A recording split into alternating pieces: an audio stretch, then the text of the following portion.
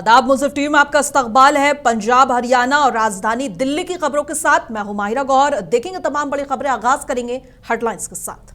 सुर्खियों को पेश करने में ताउन किया है डॉक्टर ऑर्थो ऑयल के साथ साथ डॉक्टर ऑर्थो कैप्सूल्स साथ लेना ना भूलें। मुख्यमंत्री रेखा गुप्ता निरीक्षण के लिए अचानक पहुंची जीएसटी ऑफिस। कई अधिकारियों की अनुपस्थिति पर जताई नाराजगी।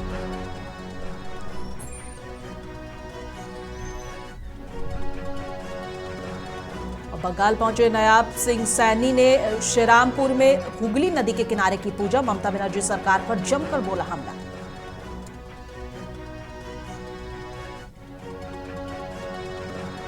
रोहतक में गेहूं खरीद को लेकर भूपेंद्र हुड्डा का सरकार पर हमला। बोले एमएसपी देने से बचना चाहती है सरकार।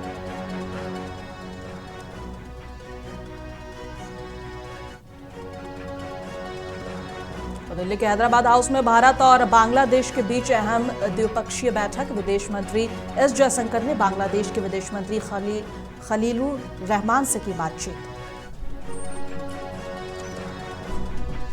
और यूएस ईरान सीज़फायर पर आप नेता संजय सिंह ने जताई चिंता। कहा बेशक राहत की बात, लेकिन ये सिर्फ 15 दिनों की बात।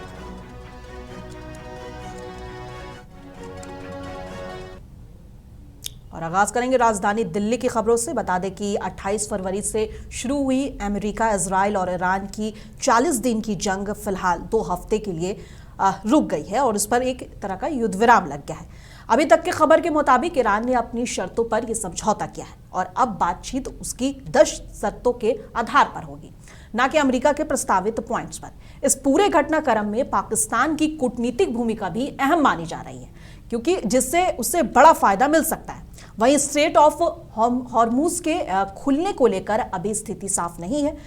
खासकर विशेषज्ञों का मानना है कि इस मामले में ईरान मजबूत स्थिति में दिख रहा है, जबकि अमेरिका और इजराइल की छवि पर असर पड़ा है। फिलहाल दुनिया भर में तनाव कम होने से राहत की उम्मीद जताई जा रही है। इस पूरे मामले पे हमसे बातचीत करने के लिए हमारे संवाददाता गुफरान अफरीदी जो है वो दिल्ली से जुड़ गए और गुफरान से जानेंगे कि फिलहाल हाल क्या है। गुफरान, सबसे पहले तो ये बताइए कि सीज फायर के बाद ईरान के दूतावास में किस तरह का माहौल है, क्योंकि लगातार लोग जंग के दौरान वहां पहुंच रहे थे और अब क्योंकि ईरान की शर्तों पर ही सब कुछ हुआ है, तो क्या कुछ चल रहा है वहां पर? देखिए माहिरा, यकीनी तौर पर जिस तरह की सूरत हाल तकरीबन 40-42 दिन के दौरान में फैली हुई थी, खासतौर से अगर हम देख रहे थे ईरान कल्चर हाउस या ईरानी सिफारत खाना के अंदर तमाम जो लोग थे, हिंदुस्तानी जो आवाम थी, वो वहां पहुंचकर अपनी यकजहती का इजहार कर रहे थे। उसी तरह से आज हमने देखा कि उन्होंने कहीं ना कहीं एक तरह से पुरसुकून नजर आए। पहले के मुकाबले जो चीजें थी वो काफी चीजें अलग थी। अगर हम देखें, जहां पर अगर हम ये भी देख रहे हैं कि जज्बाती तौर पर काफी लोग जो है मिलीजुली कैफियत पाई जा रही है, क्योंकि कहीं ना कहीं एक तरह से इत्मीनान भी है, लेकिन कहीं ना कहीं वो चीजें दोबारा से वो तमाम चीजें सामने आ सकती हैं जो पहले हुई थी। तो लेकिन ये पूरी तरह से कह सकते हैं कि जो पहले चीजें हुई थी वो अब में काफी ज्यादा कदर मुख्तलिफ है। और ईरान की जो शर्तें उन्होंने जिस तरह से दी है अमेरिका को, तो जाहिर सी बात है यहाँ के अवाम भी और खासतौर से जो शिया कम्युनिटी है वो ये चाहती है कि ईरान ने जो अपने मुतालबात पेश किए हैं, अमेरिका पूरी तरह से उस पर बात करे और उसके सामने पूरी तरह से जो तमाम जो मुतालबात है उनको माने, क्योंकि कहीं ना कहीं वो जो तमाम जो चीजें कनेक्शन है हिंदुस्तानी मुसलमान और खासतौर से शिया कम्युनिटी के अंदर, तो ये कह सकते हैं पूरा ओवरऑल के वो ईरान के साथ थे, ईरान के साथ है और ईरान के साथ ही रहेंगे, ईरान के हामी है पूरी तरह से। जिस तरह से फिर हम ये भी देखते हैं कि ईरान के जो सुप्रीम लीडर का जिस तरह से उनको शहीद किया गया, उसके बाद ज्यादा यहाँ पर जो हालात थे वो ज्यादा बेहतर नहीं हो पा रहे थे। लोग जो है सड़कों पर निकल कर एहतजाज कर रहे थे। वहीं आज जिस तरह की सिचुएशन सामने आई सीज़ फायर के बाद, लोगों ने इत्मीनान की सांस ली है और कहीं ना कहीं लोगों में खुशी का भी माहौल है। माहिरा, प्रकरण में ईरान अधिक लाभ में दिख रहा है और कहीं ना कहीं अमेरिका का इकबाल जो है वो कम हुआ है। वहीं ग्लोबल लेवल पर अगर बात करें तो पाकिस्तान ने एक बड़ी कूटनीतिक सफलता पाई है, उसे एक बड़े टकराव से बचाने का क्रेडिट मिलेगा। आसिफ मुनीर और शहबाज शरीफ का जो है कद वो भी बढ़ेगा दुनिया के स्तर पर। इससे भारत के सामने किस तरह की चुनौतियां बढ़ पाए जाएंगी, क्योंकि जग जाहिर है कि पाकिस्तान और भारत के रिश्ते जो है वो सही नहीं है और इस वक्त अगर देखा जाए तो अमेरिका और भारत के बीच में भी चीजें कुछ ठीक नहीं चल रही हैं। जी बिल्कुल माहिर, देखिए ये चीजें जो चीजें होती हैं काफी ज्यादा बेहतर तरीके से अब चीजें नजर आएंगी। क्योंकि कहीं ना कहीं इस पूरे मामले में ईरान ने जिस तरह से एक मजबूत पोजीशन बनाई है, उसके बाद से खासतौर से अगर हम बात करें एक आलमी असर रसूख जो इम्पैक्ट जो डाला है ईरान ने, वो जी। कहीं ना कहीं वो पूरे मिडिल ईस्ट नहीं बल्कि पूरी दुनिया के लिए एक अहम मकाम रखा है। अब रही बात ये पाकिस्तान की, जिस तरह से उन्होंने सालसी सिफारती किरदार अदा किया, तो इसके लिए एक तरह से बड़ी कामयाबी है। लेकिन कहीं ना कहीं ये बात भी सामने आ रही है कि उसमें हिंदुस्तान ने भी अहम रोल अदा किया पसे पर्दा रहकर। तो ये ओवरऑल कह सकते हैं कि वो जो तमाम चीजें थी, शहबाज शरीफ ने जो बातचीत की है, उससे पहले कहीं ना कहीं वजीर आजम साहब की तरफ से भी ये कोशिशें हुई हैं। उन्होंने बेंजामिन नेतन्याहू या डोनाल्ड ट्रंप से किसी न किसी तरह से पसे पर्दा रहकर बात की है। लेकिन अगर जहां तक बात है, अगर हम पाकिस्तान की बात करें, पाकिस्तान का किरदार काफी ज्यादा मजबूत हुआ है, खित्ते में ताकत का तवाजुन बढ़ा है। और यहाँ पे पूरे एक जो मिनट के लिए मशरिक़ रोकना वस्ता में- चाहूंगी, मैं एक बात यहाँ पे ऐड ऑन करना चाहूंगी कि इसके बाद से जो है हम देख रहे हैं कि भारत में जो है वो भी राजनीति शुरू हो गई है। विपक्ष जो है वो लगातार नरेंद्र मोदी की सरकार को घेरवार कर रहा है कि पाकिस्तान जैसा देश जो है वो दुनिया की नजरों में इतना ऊपर आ गया और उन्होंने हर तरफ अभी उसका नाम है, और पीएम मोदी जो है इसमें कुछ नहीं कर पाए। इसको लेकर विपक्ष जो है भारत में पीएम मोदी की सरकार पर हमलावर हो गया है। जी बिल्कुल, ये बात पूरी तरह से वाज़ेह है। लेकिन अपोजिशन भी अपना काम करे। लेकिन अगर हम पीछे से अगर हम देख रहे हैं माहिरा, तो ये तो जो सिफारती खानों की जो तमाम जो चीजें थी, अगर आप आलमी सतह पर आप देखें, मशरिक़ वस्ता की अगर हम बात करें, यूरोपियन कंट्री की बात करें, तो कहीं ना कहीं वो चीज इन्होंने भी हिंदुस्तानी हुकूमत ने भी पेश की है। वो कहीं ना कहीं पसे पर्दा रहकर हो, क्योंकि उनकी दोस्ती कहीं ना कहीं बेंजामिन नेतन्याहू से, ट्रंप से, वो उस चीज का नाराजगी नहीं चाहते थे। लेकिन बहरहाल ये कि जिस तरह की पोजीशन पाकिस्तान ने बनाई है, वाकई काबिल तारीफ कदम है। आसिफ मुनीर की बात हो या शहबाज शरीफ जो वहाँ के पाकिस्तानी वजीर आजम की बात है, उन्होंने एक तरह से एक मुदाखलत की बात की, इन्वॉल्वमेंट की बात की। उन्होंने ये भी दावत दी कि आप यहाँ पर आके हमारे साथ बातचीत का रास्ता इख्तियार करें, इस्लामाबाद में मीटिंग भी होगी। तो जाहिर सी बात है पाकिस्तान ने एक अहम रोल अदा किया है। अब देखना ये होगा कि किस तरह से मीटिंगें होती हैं और किस तरह से मजीद जो जंगबंदी है। ठीक है गुफरान, एक छोटा सा सवाल जी, है। एक छोटा सा सवाल और कि मिडिल ईस्ट में ईरान का कद बढ़ेगा और भविष्य में यूए, कतर और सऊदी अरब जैसे देश शायद अमेरिका के उतने करीब ना दिखने की कोशिश करें। अब इस पर आपकी क्या राय है? देखिए, ये बात वाज़ेह है पूरी तरह से। ईरान इस तनाज़े के बाद जो मजबूत होकर उभरा है। और अगर हम यकीनन मिडिल ईस्ट की बात करें, यूएई वगैरह की या कतर की बात करें, सऊदी अरब की बात करें, उन्होंने अपनी खारजी पॉलिसी के अंदर यकीनी तौर पर अब वो बैलेंस बनाने की पैदा करने की कोशिश करेंगे। लेकिन जिस तरह से ईरान ने अपनी पोजीशन मजबूत की है, वो वाकई अपने आप में काबिल तारीफ बात है। लेकिन अमेरिका से जो उन्होंने एक तरह से जंग उन्होंने की है, तो जाहिर सी बात है मल्टी अलाइनमेंट की जो पॉलिसी अपनाते हुए ईरान, चीन और दीगर ताकतों के साथ जो ताल्लुकात बेहतर बनाने की कोशिश करेंगे।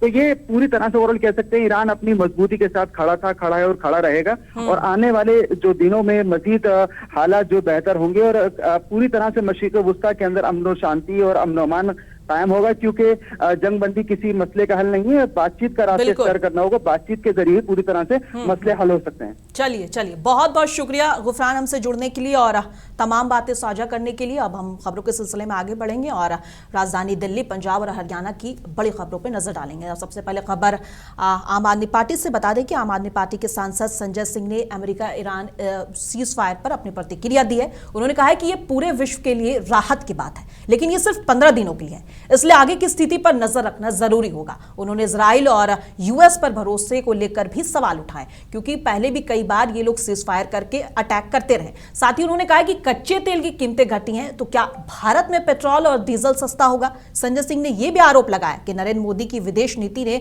भारत को पीछे ढकेल दिया। सीज फायर में 3 बातें हमें ध्यान देनी पड़ेगी। पहली बात तो ये पूरी दुनिया के लिए बहुत राहत की बात है कि सीज फायर हुआ, लेकिन ये 15 दिन के लिए हुआ है युद्ध विराम। 15 दिन के बाद अमेरिका क्या करेगा, इजराइल क्या करेगा? जिस तरह से इजराइल ने कई बार धोखा दिया है, अपनी बातों से पलटा है, तो ये दोनों देश क्या करेंगे 15 दिन के बाद? इस पर ईरान को अपनी नजर रखनी चाहिए, नंबर 1। दूसरी बात यह है कि आज कच्चे तेल के दाम गिरे हैं, तो क्या भारत सरकार हिंदुस्तान में पेट्रोल और डीजल का दाम कम करेगी या नहीं करेगी? और तीसरी जो सबसे बड़ी बात है कि मोदी जी ने विदेश नीति के मामले में भारत को बहुत पीछे कर दिया। उनकी ही खीखी और जबरन गले पड़ो की नीति ने हिंदुस्तान की प्रतिष्ठा को बहुत कम करने का काम किया है, बहुत पीछे पहुंचाने का काम किया है। ये बहुत दुखद पक्ष है। एक आतंकी देश पाकिस्तान वो आज शांति दूत बना हुआ है और आप युद्ध करने वालों के साथ खड़े हो गए। 2 दिन पहले जाके आपने फर्जी मेडल पहन लिया इजराइल का। क्यों किया आपने? और मुख्यमंत्री रेखा गुप्ता ने मंगलवार को जीएसटी कार्यालय का औचक निरीक्षण किया। बिना किसी पूर्व सूचना के मुख्यमंत्री अचानक जीएसटी कार्यालय पहुंची और वहां की व्यवस्थाओं का जायजा लिया। निरीक्षण के दौरान कई अधिकारियों और कर्मचारियों की अनुपस्थिति देखकर मुख्यमंत्री काफी नाराज भी हुई। उन्होंने लापरवाही बरतने वाले अधिकारियों पर कड़ी कार्रवाई के संकेत दिए हैं। मुख्यमंत्री रेखा गुप्ता ने तुरंत पूरे कार्यालय की विस्तृत उपस्थिति रिपोर्ट तलब कर ली है। सूत्रों के अनुसार अनुपस्थित अधिकारियों की सूची आने के बाद उनके खिलाफ विभागीय कार्रवाई शुरू की जाएगी। इस बीच उन्होंने इमारत में मरम्मत वाली जगहों का भी निरीक्षण किया है। बिल्डिंग में जितने बैठते हैं और कौन कौन आया कौन कौन नहीं आया, 11 बजे के टाइम आप मुझे टिक मार्क करके दीजिए। ठीक, आज ही नहीं आया, कोई सूचना है? एक्चुअली मैंने उनको अभी कॉल करके पूछा कि आप कहाँ पर हो, उनकी सर का कॉल आया तो ही टोल्ड मी कि मैं डिस्कॉम के पास हूँ, डिजास्टर मैनेजमेंट की। आप मिलाना जरा डिस्कॉम को, कौन मिलाओ? कमाल हो गया, आप तो टाइम से हैं यहाँ ऑफिस में। कितने बजे जाते हैं? कोई अधिकारी नहीं, अभी और कोई फ्लोर पे नहीं बैठे हैं। तो ये वार्ड 51 आराम से। मैडम आपसे पहले आपको लीव दे दें, फेस टू फेस।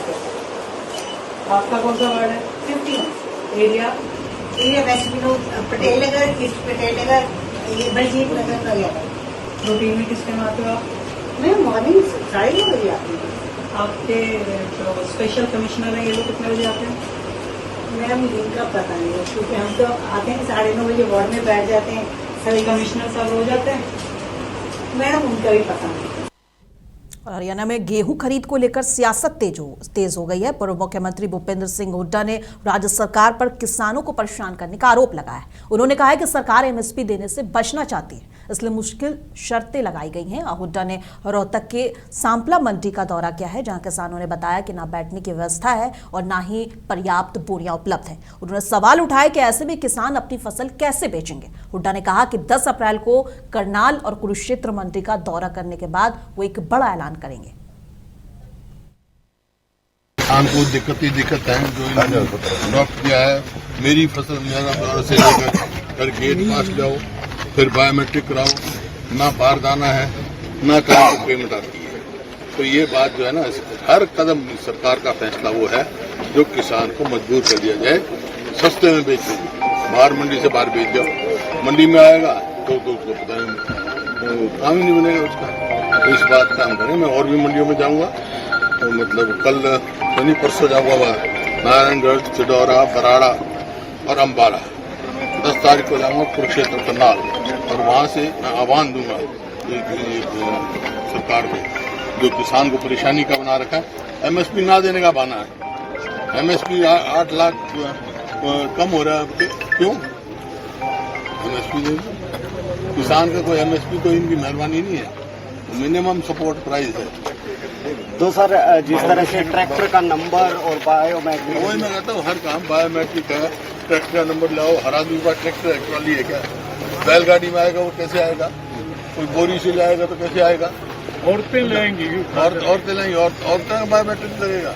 मेरा फसल मेरा तो लड़कियों के नाम भी है, औरतों के नाम भी जमीन है, तो उनका बायोमेट्रिक आएगा। बस हर फैसला ये है किसान को परेशान करने का। और हरियाणा में मौसम ने मंगलवार को एक बार फिर करवट बदली। दिन में हिसार, गुरुग्राम, करनाल, पानीपत, फरीदाबाद, पंचकुला, यमुनानगर और कैथल में रुक रुक कर बारिश हुई। देर रात 9:15 बजे मौसम विभाग ने प्रदेश के 17 जिलों में बारिश, तेज आंधी और ओलावृष्टि का ऑरेंज अलर्ट जारी किया। कृषि विशेषज्ञों के अनुसार मौसम बदलने का सीधा असर गेहूं कटाई, सब्जियां और बागवानी पर पड़ सकता है। मौसम के मिजाज को देखते हुए किसान मंडियों में तिरपाल ढक कर फसल ला रहे हैं। उधर पर्याप्त इंतजाम न होने से झज्जर नू की मंडी में रखा गेहूं बारिश में भीग गया और रेवाड़ी में मंडी पहुंचे किसानों ने ट्रॉली में भरे गेहूं पर तिरपाल डालकर बचाव किया।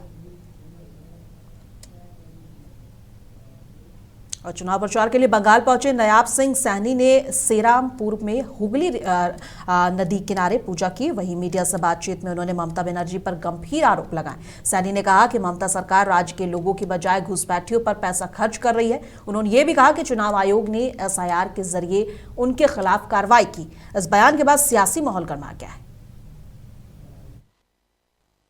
नहीं, देखिए, ममता ने बंगाल के लोगों को किस प्रकार से अपनी राजनीतिक इच्छा शक्ति के लिए हाशिए पर ला करके खड़ा कर दिया। जो घुसपैठ हो रही है, घुसपैठ करके ममता दीदी ने उनके लिए तो सुरक्षित वातावरण खड़ा कर दिया। उनको नौकरियों में भी स्थान दे रहे हैं। मेरा बंगाल का युवा घूम रहा है, उनको आर्थिक रूप से भी मजबूत कर रहे हैं। मेरा बंगाल का युवा और यहाँ का व्यक्ति और गरीब हो रहा है। जो पैसा उनकी आर्थिक मजबूती के लिए खर्च करना चाहिए था, वो घुसपैठियों के लिए खर्च हो रहा है। और ये जो वोट SIR में चुनाव आयोग ने जो कार्रवाई की है, वो कार्रवाई जो घुसपैठिए हैं उनके खिलाफ की है। घुसपैठिए को, क्योंकि हमारी सांस्कृतिक, हमारी सामाजिक, यहाँ की धरोहर को इन्होंने समाप्त करने का काम किया है। और यहाँ जब मोदी जी के नेतृत्व में कमल का फूल ये खिलेगा, गरीब व्यक्ति को सशक्त और मजबूत करने का काम मोदी की सरकार करेगी। ये भारतीय जनता पार्टी की सरकार करेगी। और तृणमूल की जांच होगी, जांच जो फाइलें दबा रखी हैं। और दिल्ली के हैदराबाद हाउस में भारत और बांग्लादेश के बीच अहम द्विपक्षीय बैठक हुई है। विदेश मंत्री S जयशंकर ने बांग्लादेश के विदेश मंत्री डॉक्टर खलीलुर रहमान से बातचीत की। इस बैठक में दोनों देशों के बीच संबंधों को और मजबूत बनाने, व्यापार, सुरक्षा और क्षेत्रीय सहयोग जैसे मुद्दों पर चर्चा हुई। विशेषज्ञों का मानना है कि इस मुलाकात से भारत बांग्लादेश रिश्ते को नई मजबूती मिल सकती है और दोनों देशों के बीच सहयोग और बढ़ेगा। और दिल्ली में मुख्यमंत्री रेखा गुप्ता और उपराज्यपाल तरनजीत सिंह संधू ने वसुदेव घाट का संयुक्त निरीक्षण किया। इस दौरान उन्होंने घाट पर नाव सेवाओं और लोहे के पुल की स्थिति का जायजा लिया। दोनों अधिकारियों ने घाट पर सुरक्षा मानकों और यात्री सुविधाओं और संचालन प्रक्रिया की समीक्षा की है। उन्होंने अधिकारियों को निर्देश दिया है कि सभी आवश्यक सुधार तुरंत किए जाएं ताकि जनता को बेहतर और सुरक्षित सेवा मिल सके। दिल्ली की चैलेंजेस आप सबको पता है एंड ये एक एग्जाम्पल है कि होल ऑफ दिल्ली एडमिनिस्ट्रेशन की अप्रोच है। आप जिस टाइम में हम खड़े हैं, हम एक्चुअली CM और मैंने ये डिस्कस किया है, पूरी कैबिनेट, बाकी हमारी सारी एडमिनिस्ट्रेशन इन्वॉल्व होगी। आपको पता है सबसे पहले समर आने वाली है। समर के क्या चैलेंजेस हैं, पानी का क्या चैलेंज है, उसके बाद बरसात आएगी, बरसात में क्या चैलेंजेस है। यहाँ आपने क्लीनिनेस का देखा है, ये एक हमारी अपनी बेस्ट प्रैक्टिस है। हम दुनिया भर की बेस्ट प्रैक्टिसेस देखते हैं, हमारे पास यही दिल्ली में है। तो यही देखने के लिए और इसके बाद हम आगे भी जाएंगे। रेगुलरली CM और मैं विजिट करते रहेंगे, क्योंकि उन चीजों में फोकस आए। और जो भी, देखिए, हमारे पास चॉइस नहीं है, ये आप सबके लिए, आपके बच्चों के लिए और हमारे लिए भी। दिल्ली कैपिटल है, आप सब जानते हैं प्रधानमंत्री जी की विजन विकसित भारत की है और उसमें दिल्ली सबसे क्रिटिकल पार्ट है। It is the capital and hopefully revolutionary नहीं, इंक्रीमेंटल चेंजेस तो आती जाएंगी। और चंडीगढ़ में पंजाब फेडरेशन ऑफ आढ़तिया एसोसिएशन के अध्यक्ष विजय कालरा ने सरकार पर नाराजगी जताई है। उन्होंने कहा कि पंजाब मंडी बोर्ड एक्ट के तहत आढ़तियों को 2.5% कमीशन मिलना चाहिए, लेकिन पिछले 10 साल से ये नहीं बढ़ाया गया है। विजय कालरा के मुताबिक 2018-19 में जो 46 प्रति क्विंटल मिल रहा था वो आज तक जारी है, जो बिल्कुल गलत है। उन्होंने कहा कि उन्होंने ये मुद्दा कई बार केंद्र और राज्य सरकार के सामने उठाया, लेकिन अब तक कोई समाधान नहीं हुआ।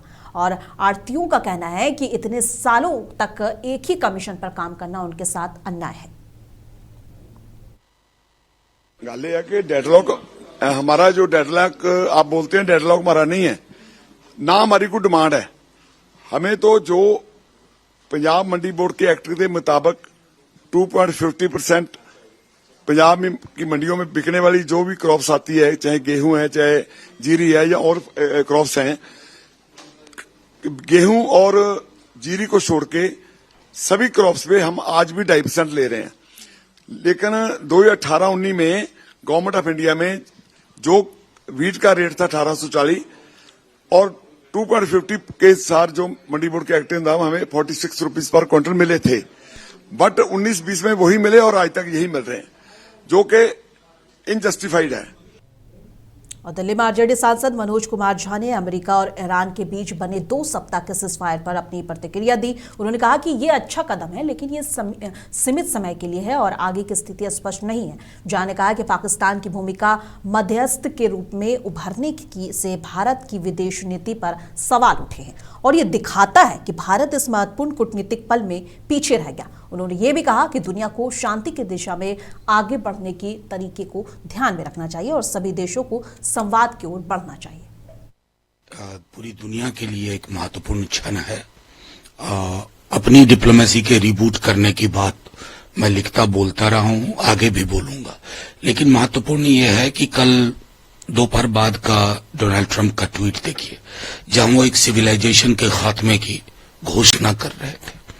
उनको लगता है ना सिविलाइजेशन अल्फाबेट है कि कंप्यूटर पे डिलीट बटन मोबाइल पे डाल दिए सिविलाइजेशन खत्म हो जाती है, खास तौर पे जिस सिविलाइजेशन का वो जिक्र कर रहे थे।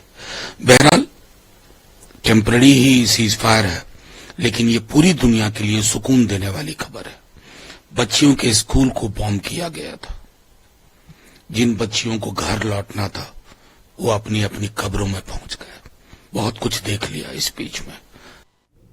और आम आदमी पार्टी के नेशनल मीडिया इंचार्ज अनुराग धांधा ने बीजेपी पर हमला किया है और दिल्ली की जनता के साथ अन्याय करने की बात कही है। इसके साथ ही बीजेपी सरकार की नीतियों पर भी सवाल उठाया है। बीजेपी की स्टैंप पिछले दिनों वायरल हुई थी, वो कोई क्लरिकल मिस्टेक नहीं थी, बल्कि भारतीय जनता पार्टी की स्टैंप लगवाकर ही चुनाव आयोग अपने सारे फैसले करता है।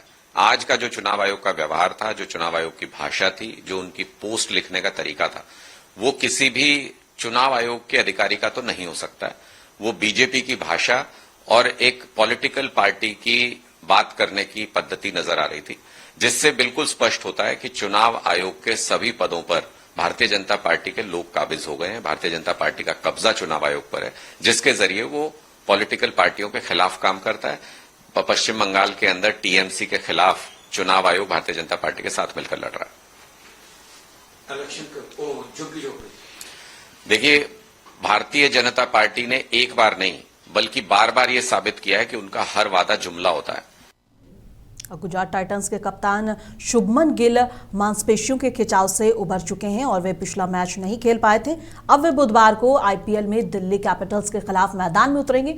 उनके सलामी साथी और साई सुदर्शन ने पुष्टि की है कि गिल पूरी तरह फिट है और खेलेंगे। सुदर्शन ने कहा है कि टीम को मध्य क्रम पर भरोसा है और जिसमें वॉशिंगटन सुंदर और ग्लेन फिलिक्स शामिल हैं। टीम का कहना है कि अगर शीर्ष 3 बल्लेबाज में से कोई ज्यादा देर तक खेलता है तो ये जीत की संभावना बढ़ाता है। और राजधानी दिल्ली, पंजाब और हरियाणा की खबरों में बस इतना ही। कल फिर मिलेंगे इसी वक्त। तब तक के लिए देश दुनिया की तमाम खबरों के लिए बने रहे मुंसिफ टीवी के साथ।